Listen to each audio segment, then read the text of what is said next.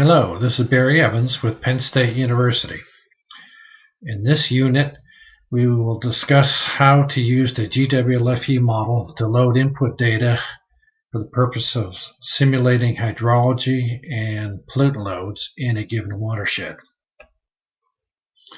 For this unit, we will run the GWLF-E model using data that was previously created in Unit 4. In running the model, there are 4 basic steps. 1. Opening the GWLF model executable. 2. Providing an output file name. 3. Identifying the appropriate input files. And 4. Initiating the actual model run. What we will now do is open up the project that we had created in a previous unit called Demo. This is done by double-clicking on the MapShed icon, then loading the demo project.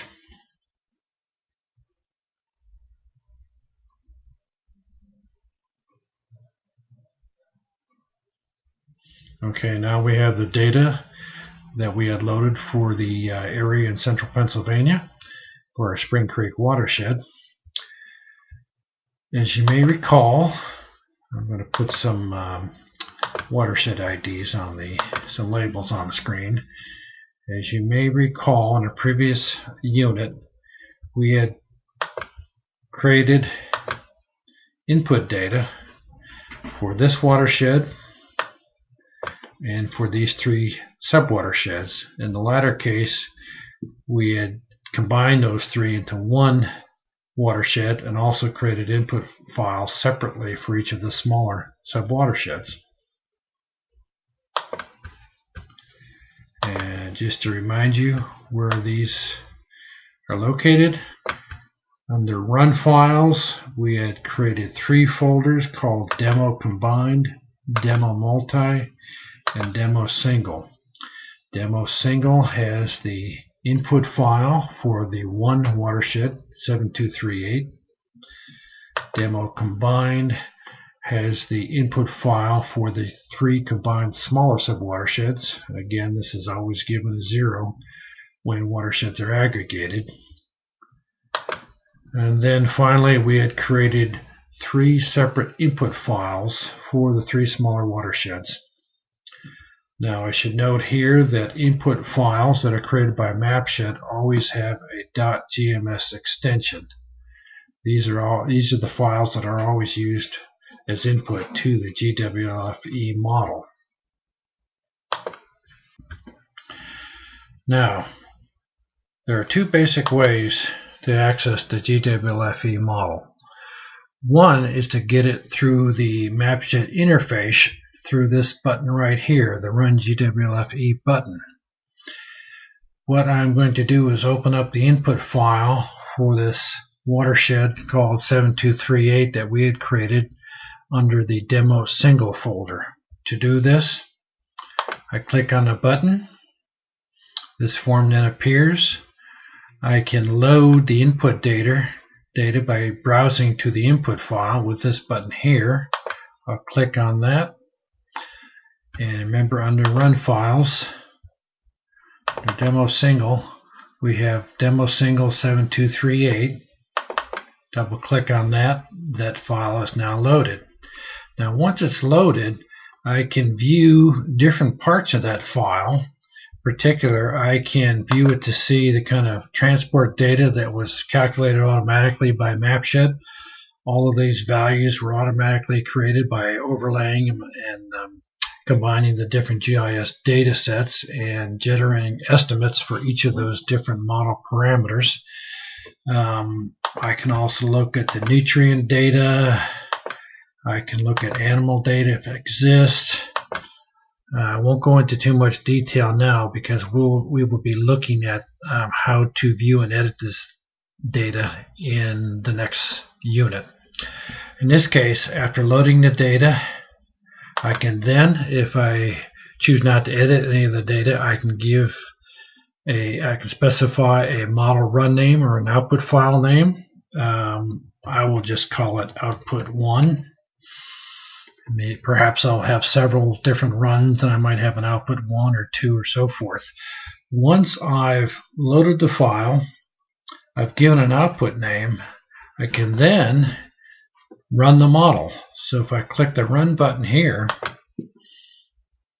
the model is actually run. It goes very quickly. It's gone through 24 years of data and simulated hydrology and pollutant transport for that time period. I can then view the data in one of two different ways. I can look at the average output or the output for any given year. If I look at the average output, I can look at it in either metric or English format. I'll leave it metric for now. I use this to browse to the output folder.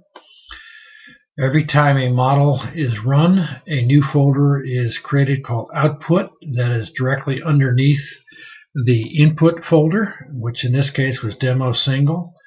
If I click on that, I'll see that I have a new output file created, output 1. Again, it has the number appended to it that relates to the watershed number.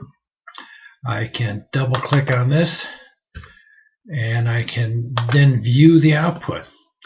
I can look at the mean annual hydrology, in this case for the period 1975 to 98, so I can look at precip, evapotranspiration, etc. And these are in units of water depth across the watershed.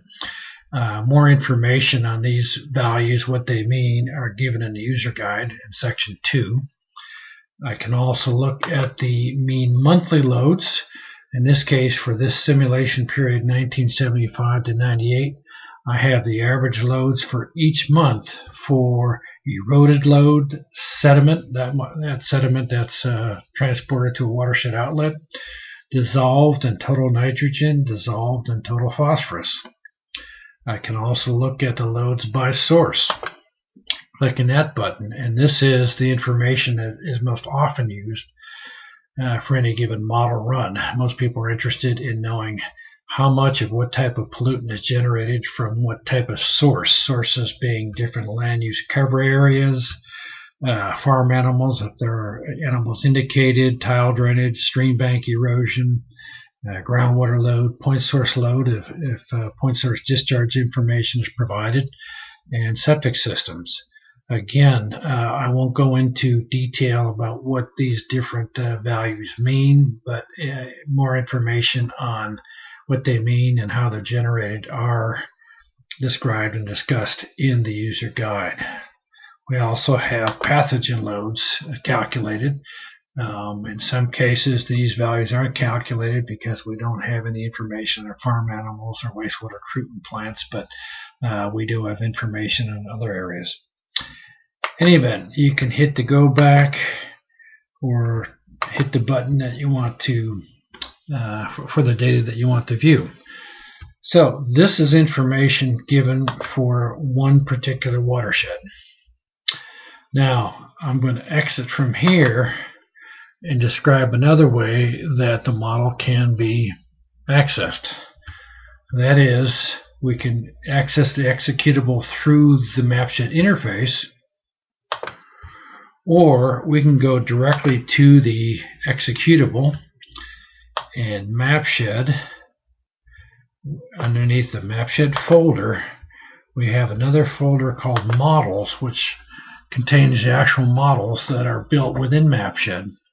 And the GWLF-E model is shown right here, and we can actually double click on this, say Run, to open up the model outside of MapShed. Some cases it's better to run the model in MapShed. In some cases, once you've used MapShed to create your input data sets, your input files for GWLF-E model, it's probably simpler to just double click on the executable and just run the model iteratively if need be to generate different loads for different input files that have been edited. So what we'll do this time is I'm going to run the model for the combined watershed. That is that one watershed where we combine the 3 different smaller subwatersheds. I will run that combined input file. Again, let me just show you where that is. So and we've looked at this before, but underneath the run files directory, we have the demo combined, demo single, and demo multi. So in the demo combined, we have one input file called demo combined _0. So that's the one we're going to run now. Oops, I meant to leave that open. So let's again go to the models, and this time I'll run it directly by clicking on the exit model executable. I'll run this, open up the model. I won't load the model, I'll just give it a file name. I'm also going to call this output 1 because I'm going to be putting this in a different location, so it won't overwrite the one I have already created. So if I specify an output name and say run, GWLF-E model is going to want to know where is the input file, and I can browse to that. In this case, I would go to run file, demo combined, and in this case I'll just highlight it and then say open. I can do either double click or open it this way, and I'll say open. And so that is run automatically without loading it. And again, I can view that. This time I'll say English.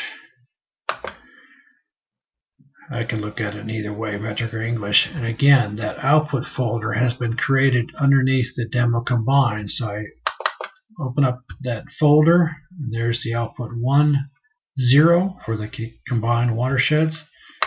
Double click on that and say view output. So again, I get the hydrology, the mean monthly loads by, or the mean loads by month, and the mean annual loads, again, for the simulation period. Now, I can also choose, as I said before, to view annual output. And this is really of more interest if one is calibrating the model and trying to match simulated loads for a particular period against observed loads. But I can click on the annual output. In this case, I need to load the well, actually, I need to load the output file. Again, I'll load that. I've got that loaded. I can then specify what year I wish to look at, and then I can view the output for that particular year. In this case, the period of analysis is 75 to 98, but the period, particular period that I'm looking at is 1983. So I have the loads for 83. I can look at the monthly loads and loads by source. And of course, these would vary year to year because we're running different weather data for each year and each month, each day, actually, such as daily weather data. Okay, let's close this now.